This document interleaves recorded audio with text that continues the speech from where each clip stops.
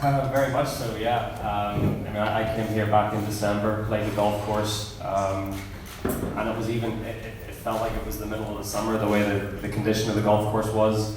But I think, everyone involved has done an unbelievable job. Tom Fazio, obviously JP, to have the vision to create what is now here. It would be I've played and competed at much worse venues in the Ryder Cup, so I'd be very confident this would be very successful. What would it mean to you to play the Ryder Cup at a venue like this, but in Ireland? Yeah, I mean, it would be incredible. I wasn't part of the team in 2006, but I was there. I went on a Sunday and watched, and I mean, even just thinking about it, you sort of hair stand up in the back of your neck to play a Ryder Cup at home in front of all your home fans would be a dream come true. So hopefully one day that would happen. Padraig, you've had a hand in the design here of the course at Adare Manor Resort. What did that role entail, and when did it begin?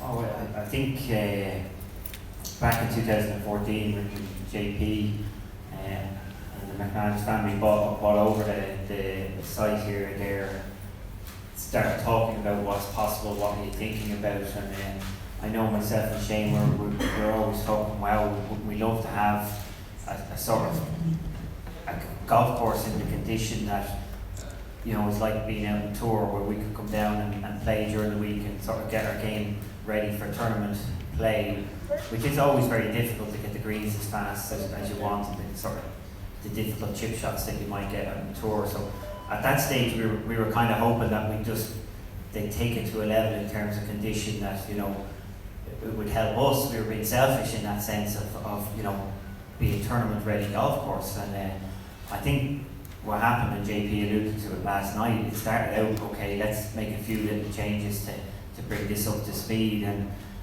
Tom Fazio convinced him somehow to go a lot further down that line, and what you have here, it is, as Adare McGinley said, parkland perfection. You couldn't ask for a better golf course.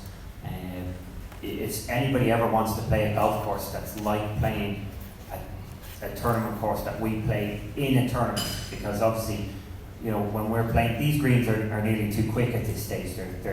And in April in Ireland, we've never seen the likes of that fairness and speed of the greens, the tightness around the greens in terms of hitting chip shots. This is like playing tournament golf, and yet it's not in a tournament week. So it's everything you would want. But as I said, it did start out very slowly, from changing a few little things, a few little bunkers here and there, to a full-blown redevelop. And I know all of us gave opinions on what we felt should happen in terms of helping out in making it look like a tournament golf course that's very playable like a tournament course. And I suppose I came down about 8 times, I think. I'm sure I caused enough trouble each time I came.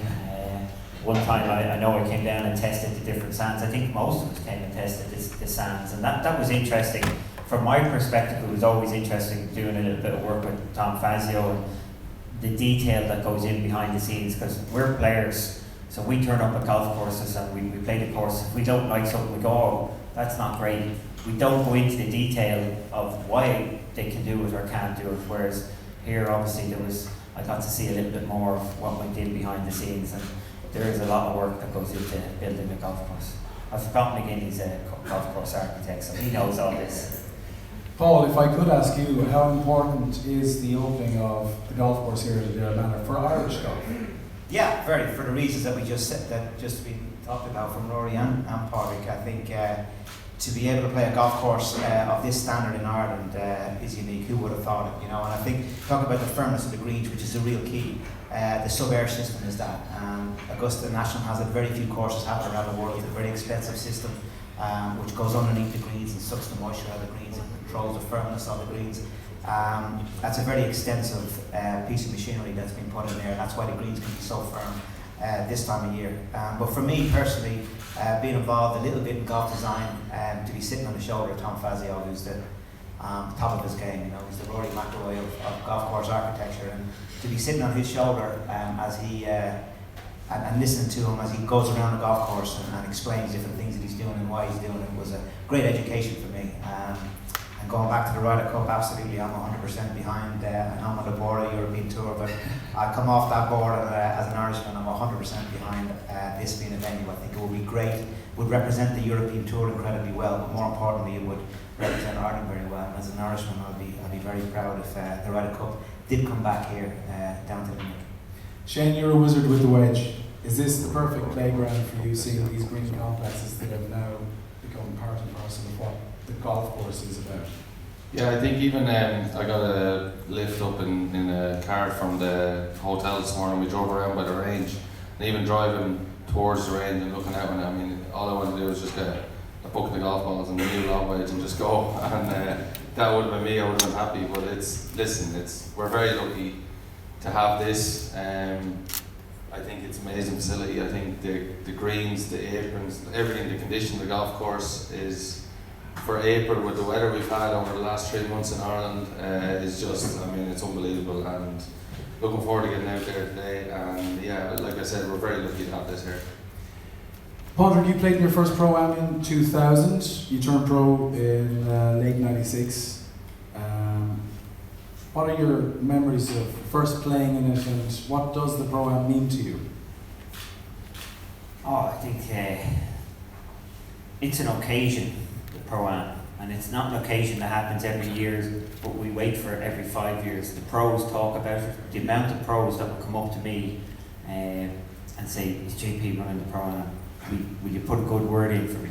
And we're talking top class pros who normally would expect an appearance fee to be playing things, but when you come to the Pro-Am, we enjoy the golf, but I don't think we ever get, and we live, pretty good lives in terms of where we get to go and things like that, but we're, the actual functions and the around the Pro-Am, there's nothing like it for us guys. Everybody wants to be there, everybody wants to be involved, and as I said to the guys, having played 2005, I said to the guys for 2010, I says, look guys, there's a flight that leaves on the Tuesday night, and there's a flight, the flight that leaves Wednesday morning. There's an early flight and a late flight. I said, you're absolutely crazy to go on the early flight, because it means you're going to have to leave the gala dinner on the Tuesday night early. I says, you've got to stay for the full show. And of course all of them will tell you they were heading out in the morning early to get the flight, and they were saying the party was still going. So yeah, it's one of those occasions, as I said. The last one I can remember bringing Adam Scott over to Michael Flatley at 4 o'clock in the morning to show him Adam Irish dancing after I'd spent the last hour teaching Adam to Irish dance. So these are occasions that, even for us, that we're waiting 5 years, we're waiting for it to happen, and we're thrilled that we're going to be back in 2020. I hope I'm back in 2020. Sorry. Paul, for you, playing the Pro-Am, what has it meant to you? Yeah, something very similar. I've been fortunate to play in all of the Pro-Ams that JP has had, and I think this one will be the best one yet. And it's a high standard, as everybody knows, but no doubt when everybody comes over here and they showcase Adare Manor, it's going to go to another level. It's as good as it gets. In terms of Pro-Ams anywhere around the world, it's the best Pro-Am in the world, and that's the bottom line. It's something that everybody wants to play in, and it's at a great time of the year, middle of the summer, as a lot of the Americans are over getting ready to play in the Open, and there's no doubt it's going to be a cracker. Rory, they've raised over €140 million for charities in the Midwest. They're obviously looking to raise even more now with 2020. How important is that for you guys? Is that something that you take seriously and get into and support? I mean, I think that's one of the most important things about the Pro-Am is the amount of money that's raised for charity over 2 days. I mean, I played in the Pro-Am in 2010, and I was 21 years old at that point, and I still was learning about the ways of the world, I guess, and hadn't spent much time in the company that I was keeping that night. And I mean, some of these auction prizes going for $500,000, $1 million, and whatever else. I mean, I think they raised over 50 million that weekend, and all of that goes to so many good causes. And to get Tiger Woods over to play, to have all the top players in the world here, I think it speaks volumes of JP and the McManus family and what they mean to golf and to this community, to this country. It's a very big part of it, and if we can all come and help in any way to make it a little bit better, we're all happy to do that. Shane, you were pro just about a year when the Pro-Am was last held. What are your recollections of your debut? Yeah, I just remember,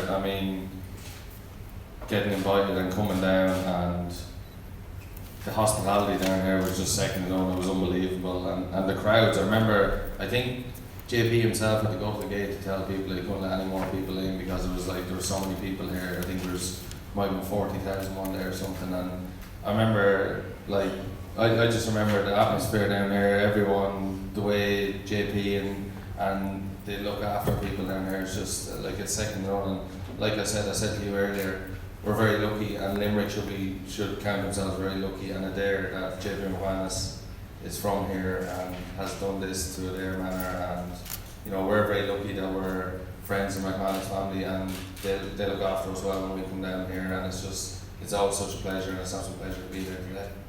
Paul, what is it about JP and the way that he does things that just separates him from others who? I think we're very fortunate as Irish people playing in the tour that guys like JP and Dermot and John Magner and people like that, Dennis O'Brien, are very they like golf, and they come to a lot of golf events, and they certainly paint Ireland in a very good light. They're very generous, they're very humble. They have a big dinner at all the Pro-Ams they play in. They invite all kinds of people to it, interesting people, and I think we're very fortunate and proud as Irish players on tour for them to be fellow Irishmen. I think with JP personally, I think his humbleness is what stands out more than anything else. And for me, his passion for Limerick. He wears the Limerick logo everywhere he goes throughout the world. He's very proud of where he's come from. He's never forgotten his roots. And as we alluded to there, the money that's raised stays here in the local community. He's done an incredible amount for the local community. I know the people of Limerick are very, very proud of him, and rightly so. But we're, as Irish people, are very, very proud of who he is as well too, and how he represents Ireland around the world.